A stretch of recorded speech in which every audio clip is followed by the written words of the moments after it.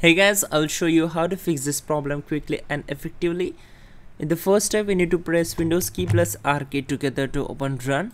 You can also open it from here also. Just right click on the start icon and click on run. So type here services dot msc and hit enter. Once we are here, we need to find out the sysmain as well as superfetch. Both are same, so depends upon your computer system or operating system, it will change. So just scroll down, here it is, sysmain. Right click on it, select properties, and we need to set startup type as disabled. Okay, now click on apply and then select OK. Now find out Windows search. Just scroll down, on the same window we need to find out Windows search also. Right click on it, select properties, again set startup type as disable, click on apply and OK. Now close this window. Once done, we need to open File Explorer.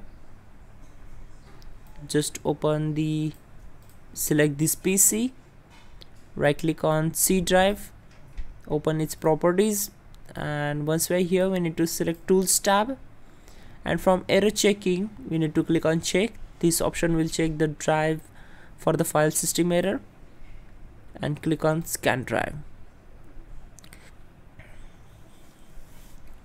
Okay, now close this window.